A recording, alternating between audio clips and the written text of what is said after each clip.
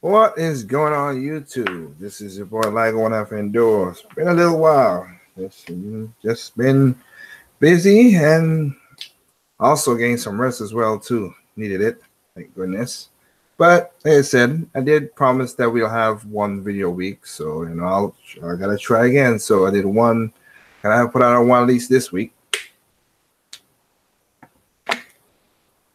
So this video, I should have put a question mark in it, but we're gonna be talking about one of my favorite franchise, Metroid. Now, people have been sending me this video for a while, and I'm see what it's all about. I just said, hell, since I am gonna be up doing some stuff, I said, and right now the computer is rendering something. I said, why not? Let's just do this video and see. I did a video a while back where I agree with a guy halfway, and then he kind of proved himself right when I said what I said. And I was like, see, yeah, dude, I was correct. But let's see if somebody else have, really looked at it in a certain way as it is. Now, this is again, who is the person who did this video here? This is because it's been sent to me, Norrell, or Nerel, Nerrel. Again, it could be right, it could be wrong. I don't know. I'll see what it is. That's why I say it could be a mic check. Never, but since so many people have been sending me this daggone video, why not do it? Have something on the old channel for this week, since people have been, like I said, sending me this thing. So let's see if the man's on the mark and speaking some truth. Could be. The last person I did this video, did a video like this to, the guy was, was mostly correct, and I was like,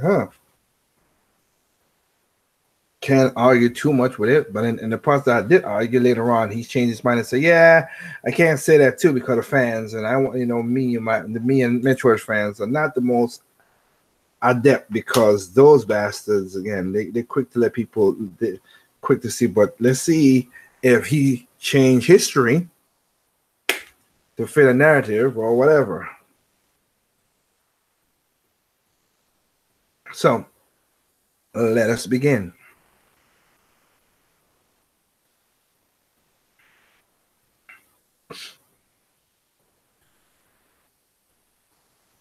You'll get an eye full of Mario, Zelda, and Metroid titles. These are among Nintendo's oldest franchises, with some of their most influential games. But take a look at Nintendo's sales history and a different story emerges. Mario prints money. Zelda is a major success, and Metroid doesn't even crack the top 10, selling only a sliver of what Zelda has. And it's hard to answer exactly why that gap is so low. That is true. I remember I did a video about Nintendo's top-selling franchise. I did a video about that. That was about 2 years ago. And Metro wasn't up there. People always thought that was a system seller, and I said, no, as much as a Metro fan as I am, no. But let's keep going. Large. The series hasn't had much less impact than the others. The indie genre is practically one giant Metroid tribute, and plenty of major studios have taken ideas from Samus. In the beginning, the games struggled to attract Japanese players, and though they sold better in the West, the numbers were weak next to Mario and Zelda. After Super Metroid became the third game in a row to fall below expectations, Nintendo put it on the shelf for a while. Hey asshole, what are you doing? But they didn't give up. It was a slow burn, but Super Metroid narrowly managed to make the player's choice collection. These were games that had sold 1 million copies and dropped to $20 to celebrate. It didn't hurt that Samus was included in the Smash Brothers, as this may have introduced her to more players than her own games combined.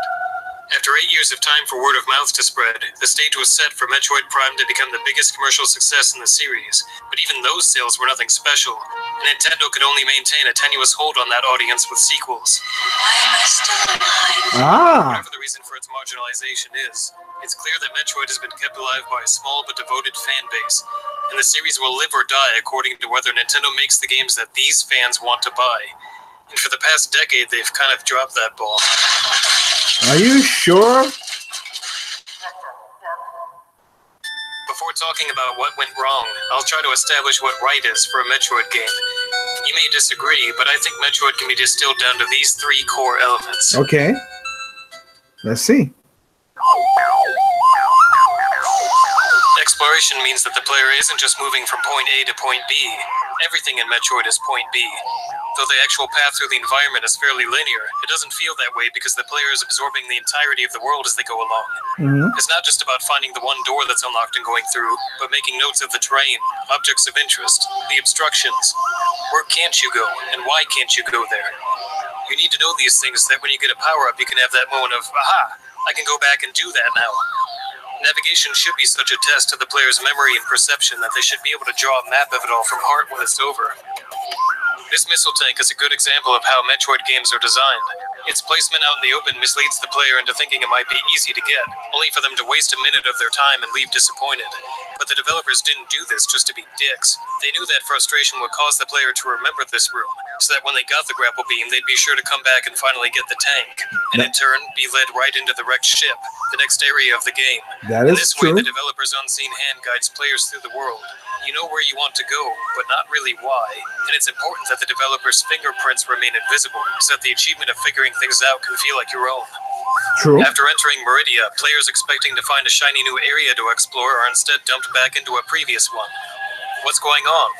The only path forward turned out to be a dead end. But the answer has already been seen. A broken pipe passed by in Meridia matches exactly with the one in the next room, creating an almost subliminal impression that this could be destroyed. The map found in Meridia also adds squares above and below the tube, suggesting that the player can enter that space. It may stump you for a while, but when you put the pieces together and break this tube, it's one of the most rewarding moments in the game, because you feel like you overcame a tough obstacle on your own, but you're never entirely alone. When you do things right, people won't be sure you've done anything at all. Power-based progression. The Resident Evil developers have referred to their games as Metroidvanias, so let's go with that. In these games, your progress is limited by keys. You mean Obtaining Metroid? a new one unlocks a new set of areas to explore, where the next key will be found. In Metroid, the keys are your power-ups themselves, and unlike Resident Evil, they're not disposable. The key that lets you open this door also lets you open a hole in an enemy's face. I like that. Getting new upgrades is fun, and the ensuing ability to enter areas that were previously blocked is fun. The gameplay is driven by this cycle of powering up and exploration, and the longer it goes on, the more powerful Samus becomes, until by the end of the game, she's like an entirely different character. Compare Samus at the beginning of Super Metroid to Samus at the end. The player has earned this power by defeating bosses and seeking out hidden areas. It's important that the player remains in control of this progress. They need to feel like they're fighting against an alien world alone, unraveling it one upgrade at a time. When an obstruction comes along, the player needs to take it as a personal challenge to explore more and find the item that's out there waiting for them. The importance of power-ups in Super Metroid can be seen through a glitch that allows players to restart the game with all their suit upgrades. After landing on Zebes, all of the rules go out the window. You can go straight to Norfair and kill Ridley first. The only area that's off-limits is Turian, but even this obstruction is under your control. Just find the bosses. The fact that items are so powerful leads to sequence breaking, where collecting an item early lets players get farther than intended at that time. Nintendo tries to crack down on this in the newer games, but in a way sequence breaking means that the game is on the right track, because items are being given the appropriate power in the game design. So far, I can't argue with none of this stuff. I'm liking it. So let's keep going. It doesn't matter how well laid out the map is or how fun the power-ups are. If the world is boring, the game will be a failure. Yep, that's what I've said before. One of the ways the original Metroid shows its age the most is that rooms repeat so much. Some people still like the challenge this game poses, but the exploration is hardly interesting when every room looks the same. True. And the navigation is confused because this room could be one of 6 in the area. Compare this to Super Metroid's Brinstar. The first area is overgrown with green vines, while the very next room changes to a wildly different scene with fluttering flower petals. A few rooms later, and the game's tone has changed once again, all while adhering to the same vague plant theme, and there are other shifts to see beyond that. There's practically as much variation in this one area as there was in all of Metroid 1. Yep. This helps keep the player interested in the world, but it also aids exploration by giving the player landmarks to go by. Even without a map, and in spite of being a larger game, Super Metroid would still be simpler to navigate than Metroid 1 because of how distinct every environment is. In the service of creating interesting worlds, Metroid titles often go beyond the standards of detail for their time. Super Metroid's Shriek Bats have piles of droppings beneath them. Parasites scatter from a body when approached. Creatures reveal tunnels in the walls. A mother alien attacks you when you approach her young. Water droplets are kicked up in damp areas, and Samus's visor glows with some kind of night vision in the dark. The hard-to-see light on her hand also glows with it. The broken turret sockets in this room could be used as an alternate attack to electrocute the boss, whose Young then carry the body away. Metroid Prime impressed with scan logs for everything on the planet, visor effects that put the player inside Samus's helmet, and the generally insane level of detail put into the worlds. Someone at Retro worked their ass off to put interesting things into every corner of the game. That's the level of commitment that's needed to make a world seem like a living ecosystem. The player has to believe that if they look somewhere, they'll be rewarded for the effort. The games also need emotional impact. The player should be so absorbed in the world that they want to stop in their tracks just to soak it in from time to time. Indeed. Can't argue so far with this guy. This guy is on the point, like I've said before with so many videos. When Samus returns to Zebes, a thunderstorm and ominous soundtrack set the mood right away.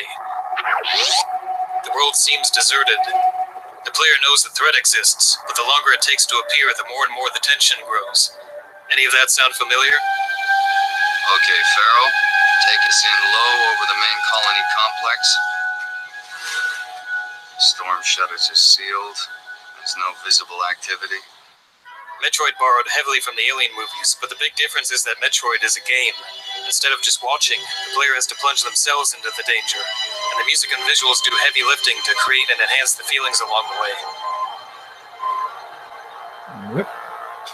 After beating the first boss, the player returns to the surface to find that the rain has stopped. The threatening score has been replaced with Samus Aran's theme.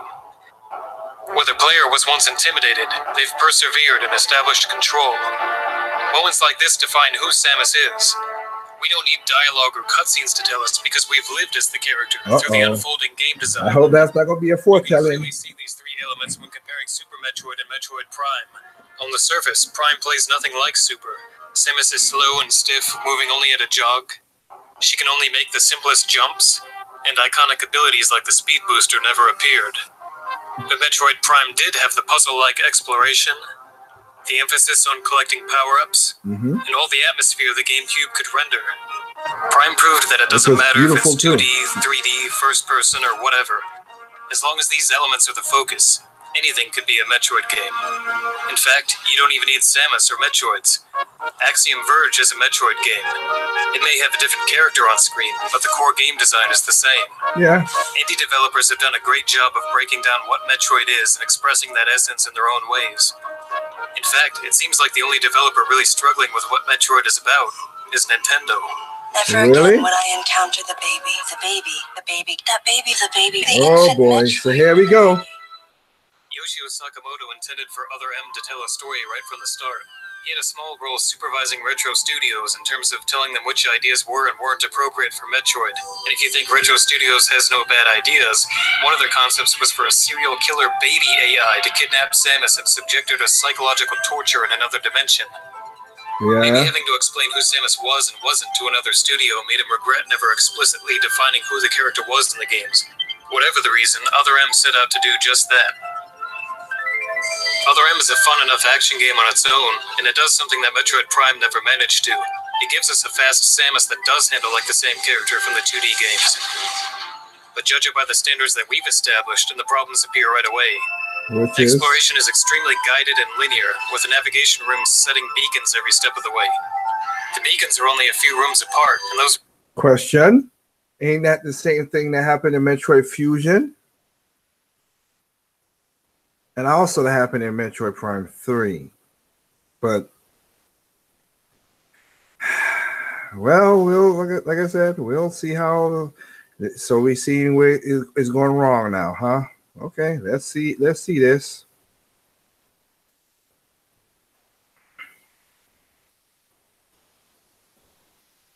And let's check the chat for a second to see who's watching, because again, when I go full screen, I can't see nothing. Let's see. What's going on, Lazy One, and what's going on, Turtle 83? What's up, Sprite?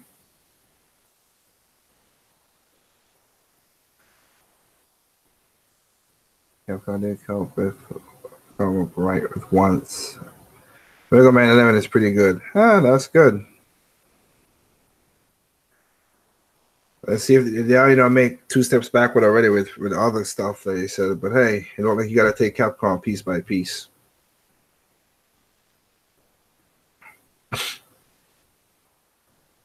Did you guys saw the guy who cast Dream?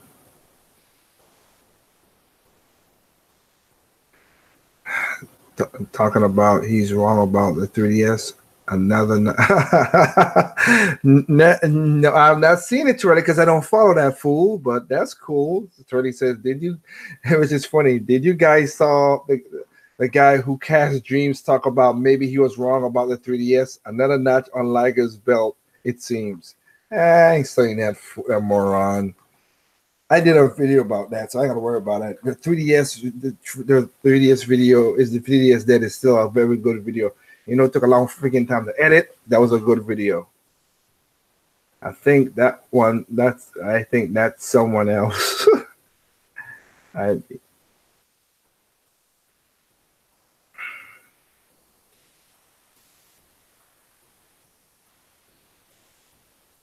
Yeah. All right. So I think I covered everybody else, right? And AA. And anyway, so let's go back in there. So look, it looked like this is where he's gonna say where Nintendo went wrong. Let's so far again. You're saying that, but you know there's other games that did the same thing too. So we're going back to that again. He meant Dreamcast guy, lazy one. Yes. Okay, so let's go back to this guy. What this guy was saying. So he's saying the very it was conscripted again. There were games that did that too. But oh man, I wonder sometimes if people play all these games with little variations. So was those games too, but I digress. These rooms are almost always in a straight line with no variation. The game rarely requires you to go off the beaten path in order to move forward. The exploration is compartmentalized to small areas at a time, and you're usually told where to go and when to go there. Samus, go through the hatch on your right and head towards Sector 1. The main sector is locked to limit you to the one that Adam has authorized at a given time. What's wrong? Head to Sector 1. Denying you the ability to backtrack when you get a new item. What's wrong? Head to Sector 1. The doors regularly lock behind you to close off explored areas. There's not much use in inspecting the environments when you're limited by things that you have no power to unlock. Metroid Fusion did the same thing too. This part of the game leads to too. a dead end that contains nothing of interest other than a short cutscene. Then the player is forced to turn back. Not because they got a new power-up that can break through an obstacle, because they're stuck. They have no choice but to give up. And then, the door just opens for no reason. Samus, proceed through the hatch I just unlocked. No achievement, nothing solved. The player is just arbitrarily stumbling forward because the game says it's time to do so. Samus slowly explores this building with a Resident Evil-style camera, only to once again hit a dead end and be interrupted by a cutscene. Everybody get in here! When the scene is over, she has to begin exploring all over again, only to end up in a practically identical room for a fight to take place. So why not just have this fight the first time? Because the pieces of a narrative are being delivered, and the game needs to give you busy work in between them. After beating Sector 3's boss, the player is locked out of the elevator. Samus, continue your investigation of that sector. Only to end up at a dead end a few rooms later and be turned back once again. Okay, Samus, head to Sector 2. So why not let the player in here the first time? I assume they wanted players to see the grapple hook, but why bother? Players aren't navigating by memory anymore. They'll receive a beacon that tells them exactly when to come back. Again, You're never in Metroid control Fusion. of your own progress. Never thinking your own way through the world like you should be. The game is in control, and it's almost as if it's jerking you around like this to deliberately make you feel lost and powerless. You don't move unless I say so, and you don't fire until I say so.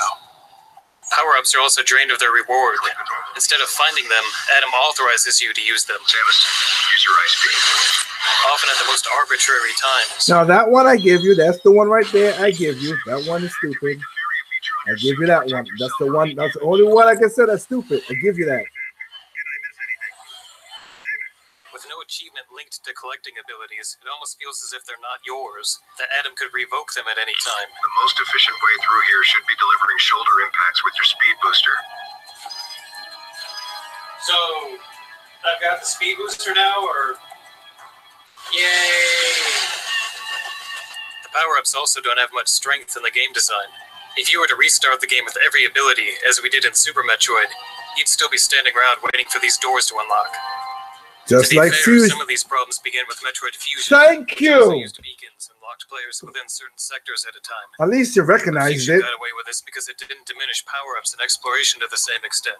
And it also Oh had yes, it did. You couldn't atmosphere. go back after certain Other things M in is the sinister Fusion. tone, but it never evolves or has emotional impact.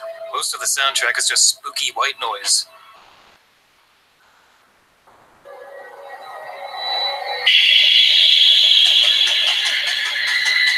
Longtime Metroid composer Kenji Yamamoto wasn't suited to dramatic cutscenes, so anime composer Kuniaki Haishima was brought in instead.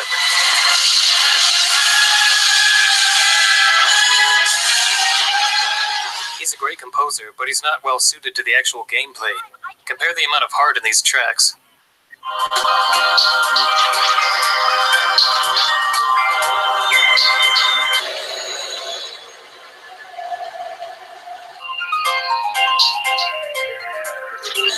I get you.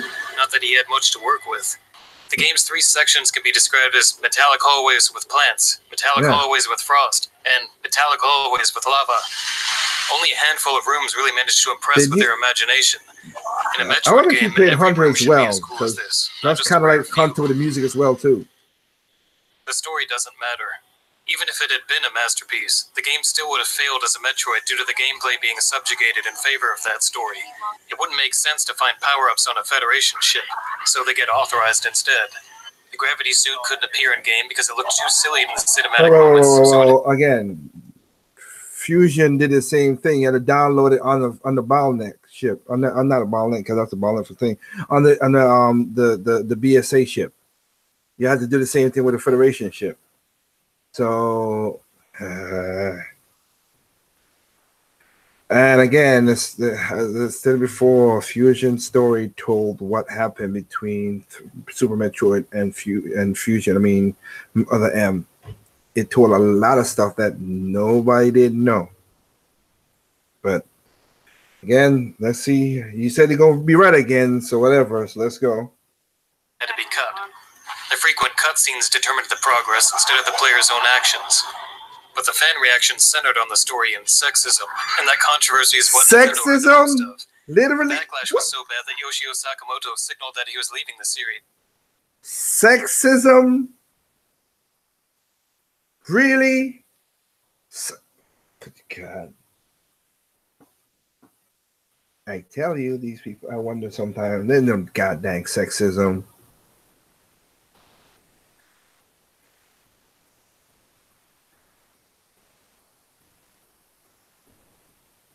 And that was a misinterpretation right there. No. It's because he was going to do his own studio, which he did. Was it Mobile? I forgot the name of his studio that he creates now. His own independent studio. That's why it looked like people thought that, oh, he's leaving because he's not doing the traditional games. No, because he was working to do his own studio. And Nintendo didn't even acknowledge Metroid's 25th anniversary, even while proudly doing so for Mario and Zelda. Metroid once again entered years of radio silence. They did 25th for Nintendo Kirby. showed us that they had learned from the mistake of releasing a story-based Metroid that ignored the series' principles by releasing a story-based Metroid that ignored the series' principles. Other M did a weak job, but Federation Force isn't even on the map. There's no large-scale exploration or backtracking, as the game is broken into missions that are mere minutes long. There's no power-up collection, with players instead unlocking first-person shooter-style perks, and the atmosphere is... Over here! Over here! Over here! Over here! Over here! I could kind of watch this all day. Over here! Over here! It was apparently intended to build up the Federation troopers, since they might factor heavily in the next Prime game, but what do they matter in terms of game design? Was anyone asking for the next Metroid to revolve around the guys who tell you that doors are off limits? The next Metroid will take... if you go back to your past, there was a lot of people like, what's with the Metroid for the Federation Force? Why are these guys here? Are these just instant father? I can also remember when people's asking that same question, because in Metroid Prime 2, that's why they were like, oh, why we just had 4 Metro Samuses? Why didn't we have like different characters, whatever. That's what created Hunters. And it's like, y'all are just precipice. You forget what happened in the past. Jeez. Please, sir, is this the Federation thing? It's the Federation thing again. Color it. I'm tired of this shit. Cool. I got you took the video from that. Luckily, the game Nintendo should have released was just a little further down the road. Samus Returns wasn't even announced in Nintendo's E3 Direct that year. Nintendo must have wanted to avoid making a big splash because they were afraid it would lead to another big outrage. But lo and behold, the fans weren't outraged, and it's not really a mystery why. Samus Returns has exploration. Like the original, it's segmented into cave systems that you explore to hunt Metroids. The Metroids are tracked by clues in the environment, like shed skins, and with a beeping that grows more intense when one is near. The game usually doesn't care which order you take them out in, making it less rigidly linear than some games in the series. Okay. Beacons aren't set on the map by default, but the option to manually create them is there if you get stuck. Yep. The game grants a scan pulse ability that reveals weaknesses in walls. This might raise the eyebrows of a hardcore fan, but the ability doesn't really give away puzzles, and mainly saves the player from having to bomb every surface to find clues. Yep. It's like Super Metroid's X-ray scope, but with an energy limit. The sections also never lock themselves behind the player, and backtracking is easier than it's ever been thanks to the new teleporting statues. In general, the game lets players find their own way to get lost. A remake of a The game. game has a wealth of power-ups to collect, and they're almost always the driver of your progress. You're constantly seeing things that you know you'll be coming back to later, and later is whenever the hell you want it to be. Okay. It also seems like starting the game over with every upgrade would really fuck things up, just the way it should be. The only obstacles your power-ups can't clear are the Metroid statues, but finding and killing the Metroids is entirely under your control. It's the same as the boss statues from the old games, just on a smaller scale. Well, that basically was Metroid Atmosphere 2. is the only element the game struggles with. It's impressive enough for a polygonal game on a last-gen handheld, but it struggles to match either the charm of the sprite-based games or the detail of the Prime games. The early environments are fairly repetitive, but major shifts do start happening about halfway through the game. Enemy variety is also limited, and you'll be doing a whole lot of this until the very end. Did you not But in play spite of these Metroid faults, 2? The game manages to draw the player into the world enough to achieve the sort of hypnotic immersion the series is known for. And the mood has much more variation and strength than Other M. Fuck it. Good enough. There's room to argue over how the game turned out as a remake, but there's no arguing that Samus Returns is a true Whoa. Did you not just do... Exactly. God dang it. It's a remake. Holy... Why do these guys always do that shit when they're doing these videos? My God, man. It's a remake. Exactly. I just said... God dang it.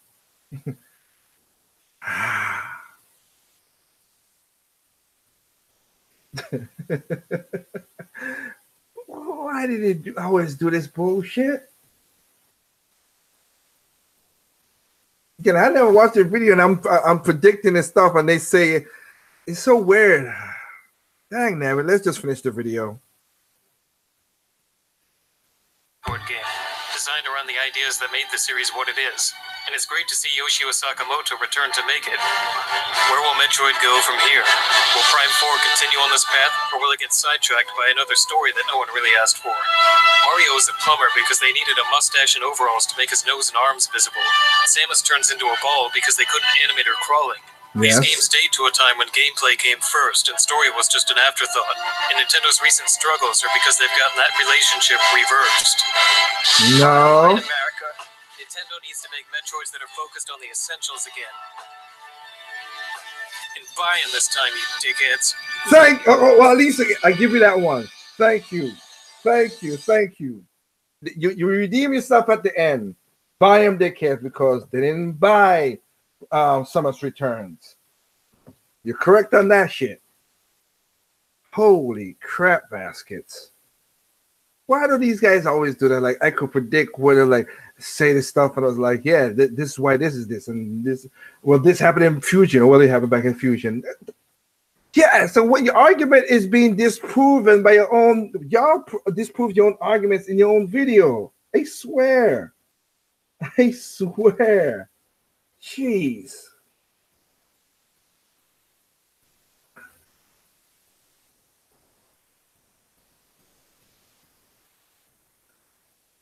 A second here.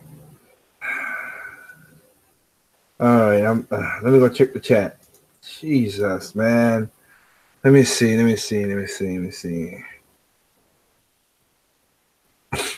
Bellman told me to have his helmet. This wasn't a real LBC, I gotta say that, but I don't like when these guys do this kind of stuff. Fusion got it just right. Better topic for the video is, where did the fans go? That is true.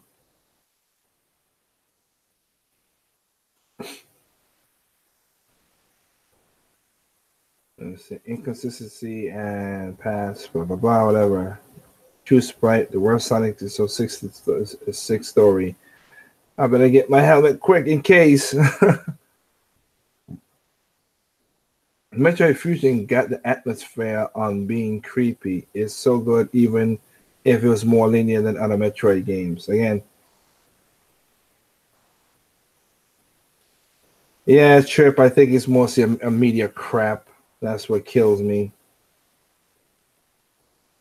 Metallic hallway on a PlayStation. Sure, you just, sir.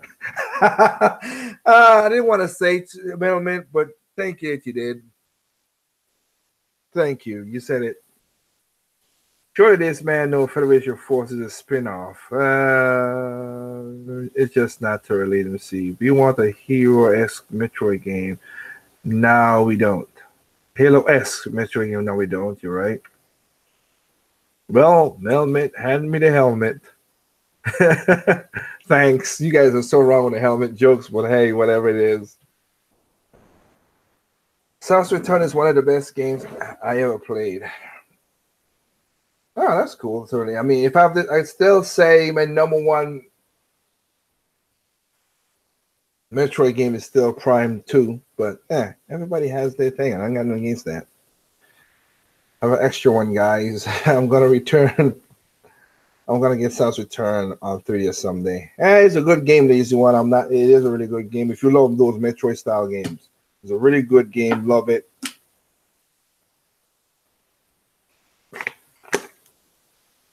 He's been sipping them damn drinks, Liger.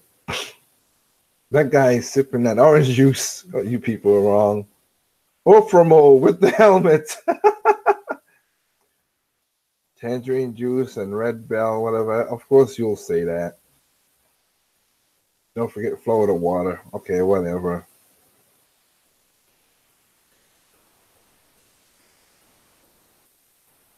Complain about Nintendo's games, more like focus on story.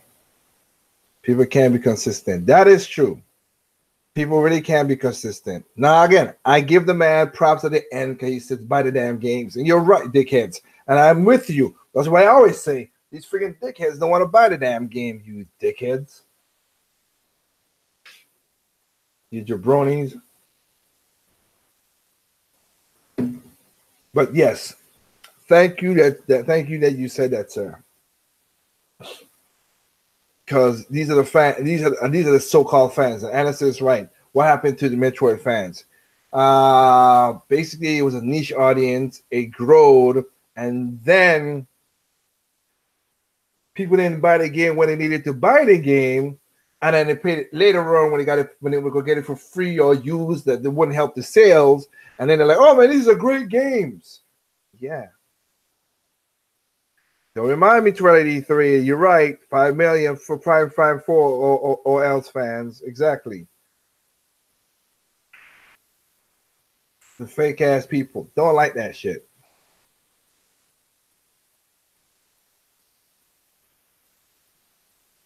But so I can't say the man was wrong. Nicely edited video. Give him that. Give him props for that. But it's kind of crazy that you led with something and then out, because me watching that thing was like, well, Fusion did this too. Fusion did this, and also Prime 3 did this too. Fusion did this too. Prime 3 did this too. So where you and then he went and said, "Oh, Prime 3 did this. Prime Fusion started this." I'm like, exactly. Story driven, based, whatever. Okay, I got again. Nobody know why in Federation. Why did the Federation force hated Samus at the in Federation? We found out in Metroid because Sakamoto made the story has continuity. That's what the story was mostly for. It was continuity to figure out what the heck's going on. Again, the one negative I've said many times, of course, is the fire, the thing with the various suit. That was stupid, and that was crazy that it did that. I didn't like that at all. But Fusion was cutting off doors. You couldn't enter certain doors. You couldn't enter certain things, just like Metroid Other End was doing. Okay, so that's not, it was story based. I'm not denying that part, but come on. And as you said, Federation Force was a Federation Force was a spinoff because I remember people was asking about the whole film. Why did it in Metroid Prime 2 when it was it 2 or 1? 2, yeah, it was 2.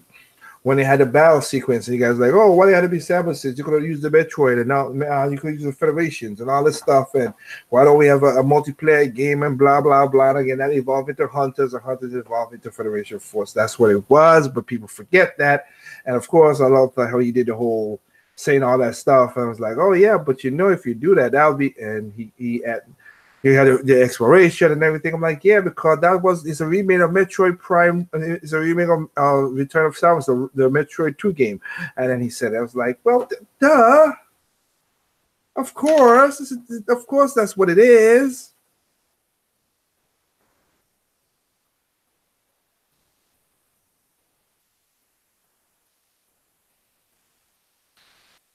So it's weird. I bought Star Fox Zero and I love it. Good for you, lazy one. One of the best games I played on the Wii U, underrated as fuck. All right. Prime 2 is too aimless and too hard. Wah. Prime 3 is too easy and too linear. Wah. Exactly. That's why I said Prime 3, because I'm like, it's not only Fusion. Fusion did this. Hunters to a little degree, but it did have it, and then the sequence breaking was just stupid in Hunters, but Prime Hunters, but Fusion had it, and in Prime 3 had the linearity as well too. But I don't want to say. All right, Star Fox Zero is nice. Prime 3 spoiled me on motion controls. I would think you were saying motion controls.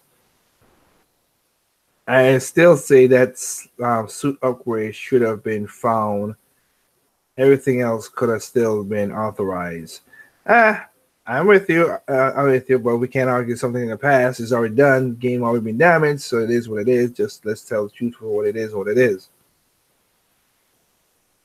It's called selective memory. Prime 3 spawn and motion controls, aiming, and everything. Yep, same thing here. Eternity 3. You're right about that. Prime 4 better have motion controls or Orion. They'll have motion controls. They already done showed it in certain games that they could do it with, including with 1-2 Switch and what's the other game? Mario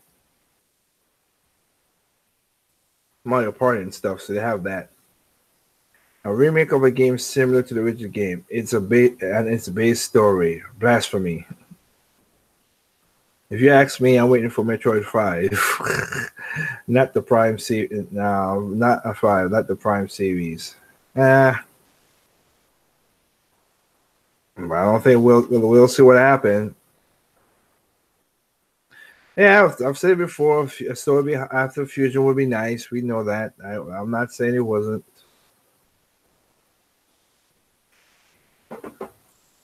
Well, the Switch is a handheld lazy one, so they could put it on. They could put that one on there.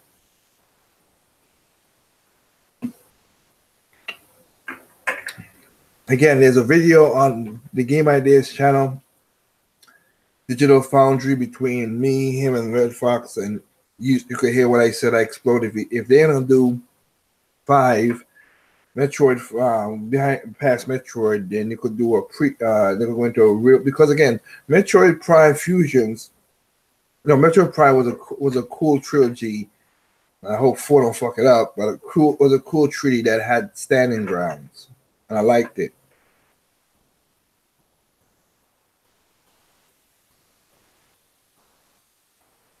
So we will see how that we'll see how all that makes it what it is.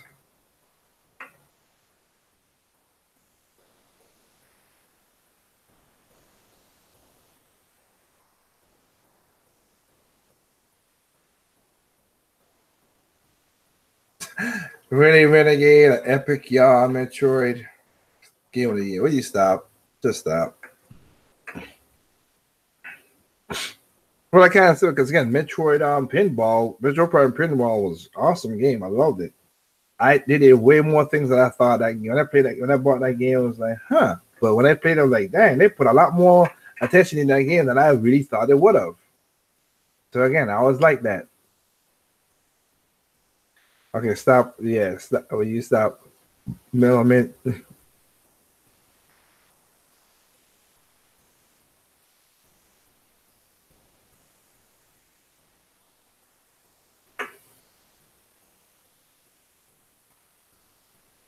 Well, you're right, Ying Yao. I mean, yeah, but again, what can they do? They can put it on the 3DS, but again, they can put it on the Switch. We'll see. Unless they put it to their new handheld, what's coming out, whatever, they could do that too. But I don't have no problem being on the Switch. Hell.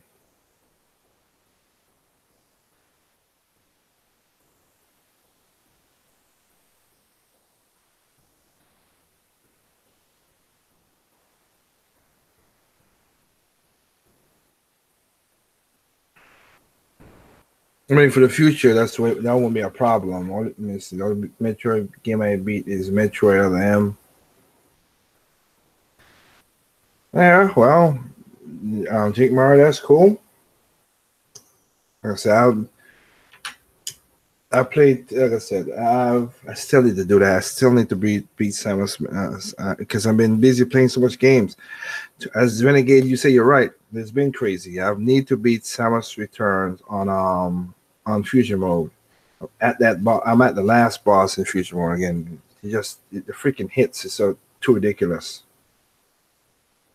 But I would beat it if I could get through all those playing it in a super hard mode. I should be able to beat the last boss on Super Metroid. on Samus Returns. It's just that I have not. I just got in the groove because I've been playing Xenoblade, and Golden Country. I've been getting into Samus, not Samus. I've been getting into a lot of other games. Like I said, I did beat most of the stories.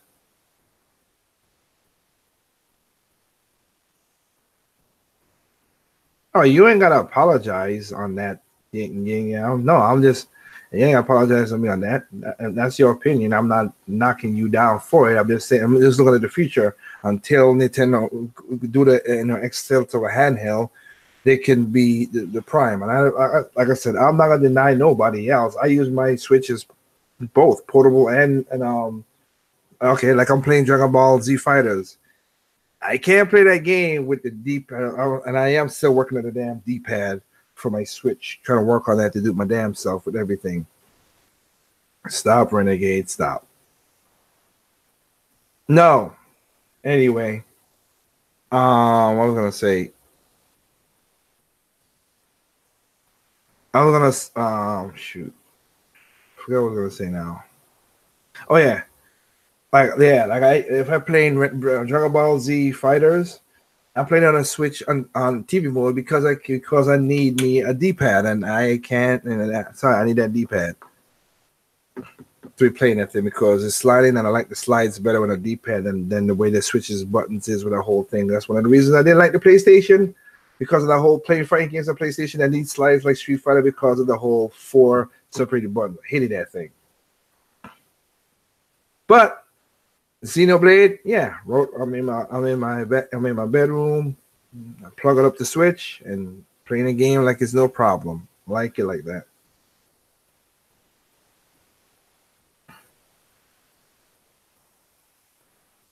So I think, when it comes to Nintendo, when Nintendo asks when they do the survey, asks what do you do with your what do you do? Oh, sorry. What do you do with your Switch? You play both? I play both. I'm in the camp of playing it both. So that's how that works out. Um, what else? What else we could see? Now there are some news stories we could get into, but like I said, I already did this Metroid thing for that. We could talk about. I mean, again, Reggie had to tell people once again, Nintendo is basically for themselves. No duh. That's what Nintendo's for. They're not competing against Sony and Microsoft. They're competing against themselves with the same type of games and everything. So, yep. I don't know why people don't let that go.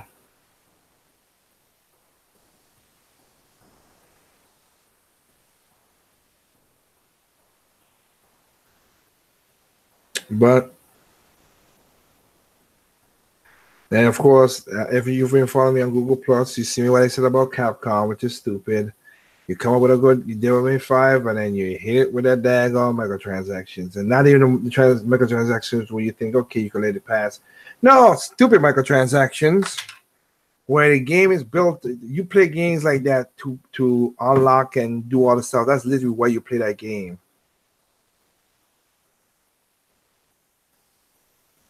I say no, but again, that's your opinion, Renegade, so you could do that. I say no. For the hell, there was people didn't like the Yawn at the time, and now people are like, oh man, why Epic Yawn is gonna be on 3DS? So it make no difference. Nintendo fans are so fickle, it ain't a joke.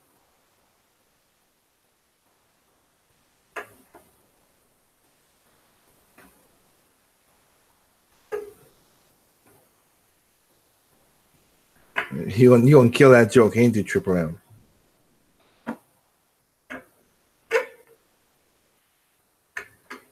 But no, like I said, Capcom doing what they normally do. Right now, they released they're gonna be releasing Mega Man, and people still like it. That's cool. Try to see if we can find. I mean, this is October, right around the corner is November, so I think I am gonna still try and Triple Hermit said I'm gonna try some about Valkyrie Chronicles 4, because again, I want to give companies, when they do right, I give them the money that deserve it. Now, there's some companies I'll just wait because they just straight dickheads. Capcom is one of them. Speaking of that, like I saw it. What is the price of that game now?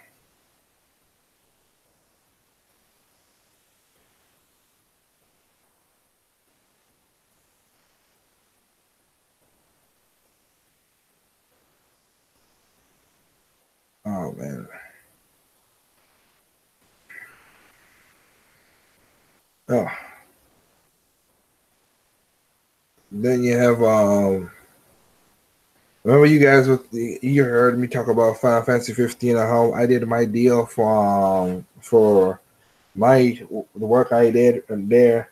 Now you can see that too with what's going on with CD Projekt Red. So you gotta be careful what's going on. Sorry, guys, I feel bad for the guy who made the thing. I have a little empathy, but sorry, dude, you signed a contract, and now you're being a dick. So yeah, don't be a dick. And that's the story of that one. You signed it away, dude. I will always say, nope, not signing it away.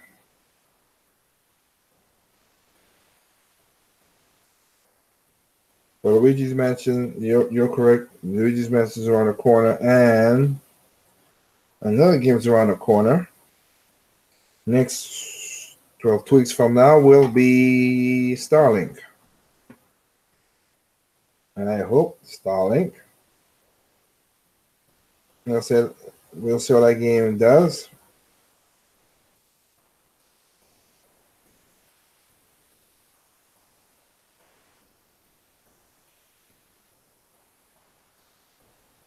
So you finally got it on Amazon, huh? How many people are going to crack online when Smash comes out? Oh, a lot of people. A lot of people. Like I said, I wait until Christmas to see what's going on. You're right. I wait until Christmas to see what's going on. They would have given you royalties and he refused. Yeah, like I said, you know the story, Trip. No, I could get, like I said, I would always take royalties if I'm doing a company. The thing is, I just know it's out of two types of contracts I always set up.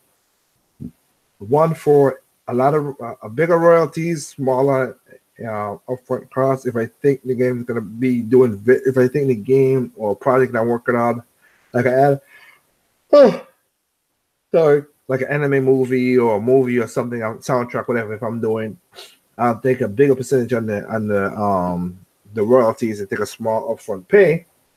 Or if I look at it and see, yeah, this is not gonna be good. No, I'll take a big upfront pay and then a smaller royalties.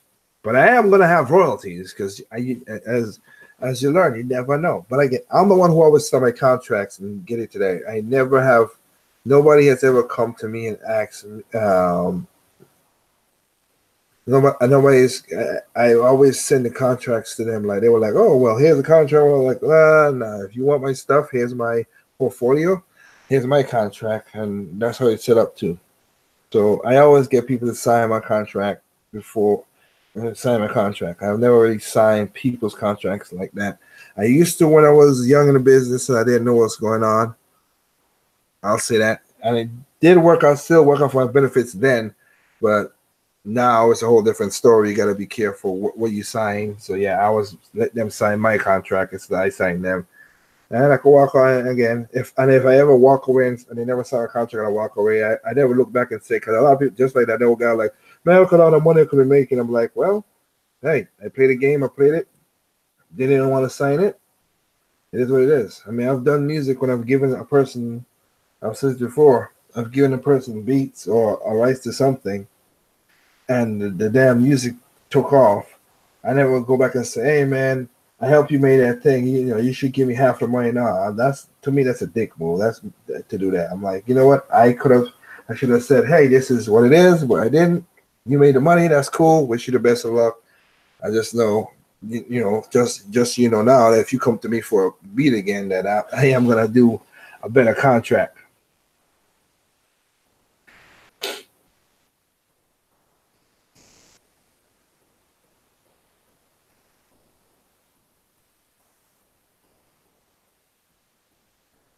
So that's just one of the things you got to be careful of when you're doing these things. But again, it's a learning process. Again, in all my years, I said on my radio show, I said in all my years, I never thought I'd own my own company and travel the world and make the money I'm making. But it happened, and that's by luck.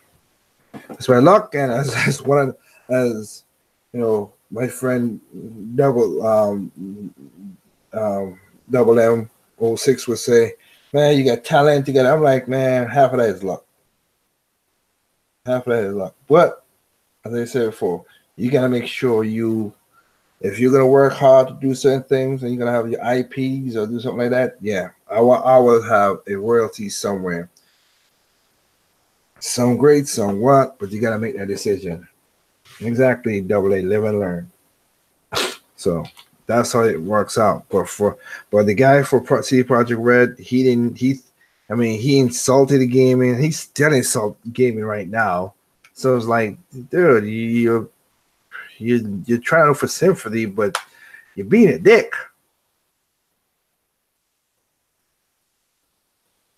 You're being a dick by still insulting the games, because he said he thought gaming was something that guys who couldn't gaming was something. What he said? Oh yeah, games was something that young teenage boys couldn't.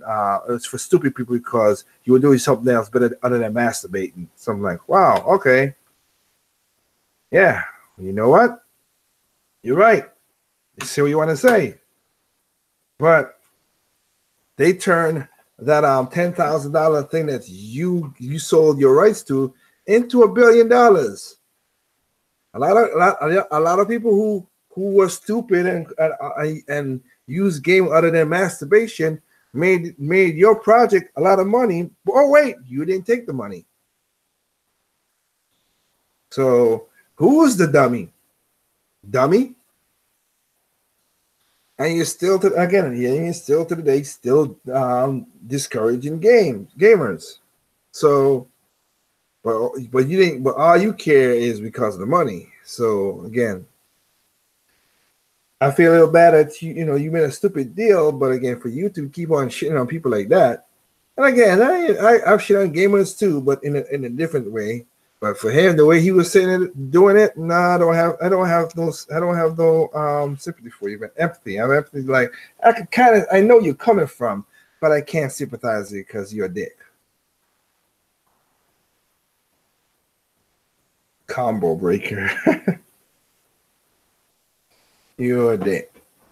Because you didn't have to say games are for stupid people, which is kind of weird. Again, there's a lot of people who are intelligent who plays games, but you're just a bitter old man who could have saw money and you didn't, and you saw the rights. And for you to say that the game is popular because of you, okay, you made an IP. I give you that. Nobody know who you were until the game came out, dude. So let's not pretend that you were like a J.K. Rowling, which made Harry Potter the book, and everybody was like, "Oh crap, Harry Potter!" No, you were centralized in Poland all the way.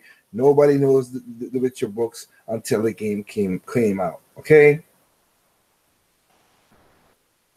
don't think that highly of yourself, sir, because it isn't.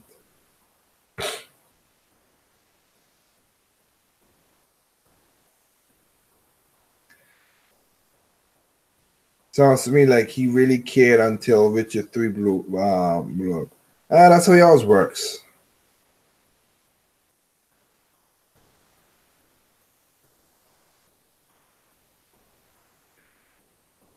I don't gotta say I always say the ignorant part, but again, ignorant don't mean you're stupid. It's just he did not know. So people need to understand how to use that word ignorant. Really do. And I'm not chastising you, lazy woman, because on my radio show, as Trip could tell you, and Double A and Sprite, I don't know when people use the word of saying that ignorant is stupid, because it's not. Ignorant does not mean stupid. It just means that you're not informed of what the topic is, and that doesn't mean you're stupid, because every one of us is ignorant by nature.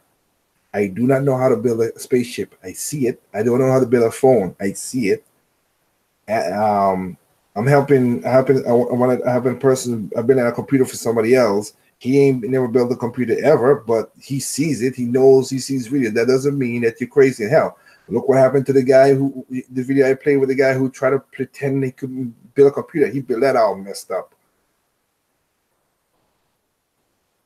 Don't fake it. That's why I played that video. Don't fake it. Don't insult my intelligence. That's on the top of my top list of people. Do not insult my intelligence. When people do that stuff, it just irritates me. Don't insult my intelligence. But nah, he was ignorant that he didn't think that the gaming was whatever. But my point is, you're going forward and you're looking for this $60 million, and you're still insulting gaming. You're not getting a lot of people on your side, dude. That's where the dickish part comes from.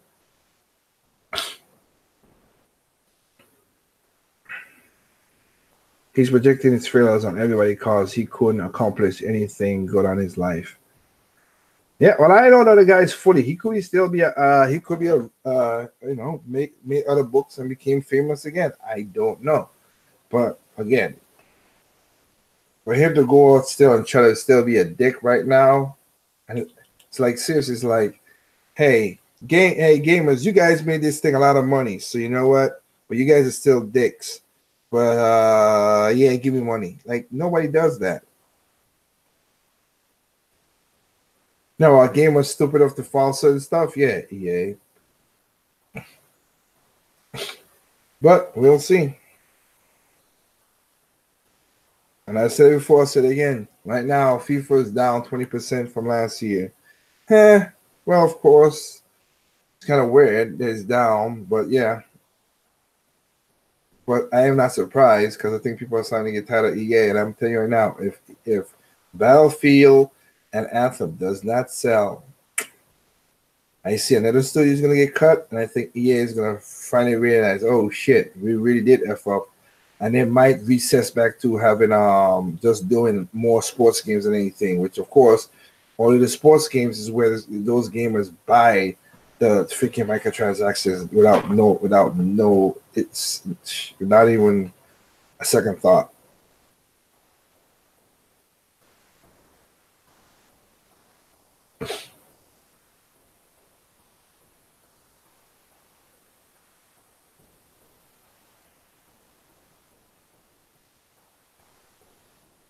He became a little bit more famous, Torelli, because of the game. That's the point. He gave the IP to CD Projekt Red. CD Projekt Red turned his IP into a multi-seller, something that is popular as hell. And then that entail makes his books famous because people is looking for the books. But gamers now really are in social media with internet is so crazy that he kind of like bite himself in the ass in that regard. But again, I don't know if he does any other book. We'll see how that works out.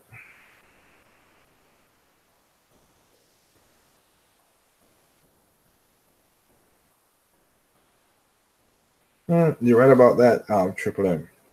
So, but anyway, like I said, just wanted to play that video. Thank you guys for joining in. Lazy One, Renegade, Triple M, Mailmint. Happy. I think we'll need to make sure. Yao, Double A, Terrell, Sprite.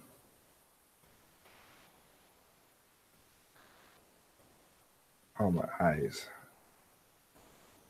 Jack Mario. Thank you guys for joining in. I'll leave it as is. Another Metroid video. Like I said, it's funny how that always happens. That you could people play the game and then change the story. But again, I'll give you a shout out at the end for what you did. At the end of the video, you said, "Buy the games, you dickheads. I am with you." Because that's the only way. That's the only way I want to see. As Terrell brought it up, and I said it in many videos, if I don't see 5 million on that freaking Mario Metroid 5. Sorry, Metroid Prime 4. I don't want to hear bullshit from these gamers. These same bad cocksuckers who say all kind of crazy stuff. So, yep. I'll catch up with you guys later. You guys have a good night. Remember what I always say. There's no perfect games out there. What's perfect to you is perfect. What's perfect to you is not perfect to me. What's perfect to me not perfect to you. Simply enjoy your games on all consoles and PC. And also, I want to give a shout out and thanks to everybody out there who helped one of my Splatoon video. Now it's over 50,000 and still going. 50,000 music. I still need to do a music video for Splatoon that I have an idea for. But thank you for that. That's my most viewed video. And I always told people, I don't have to. People always like, oh, most of these YouTubers like, well, you always drama sells. You need to have drama on your channel for gaming so you can sell. No, I don't. My most viewed video, my top 1, 2, my top 2, 3 videos is not about negativity. It's about it's about fun and happiness. So, yep. Except PC. Nah, don't do that. Could you do a music video for Metroid? I might. We'll see how that works out, 1283. But on that, I'll catch you guys later. Peace out. Have a good night.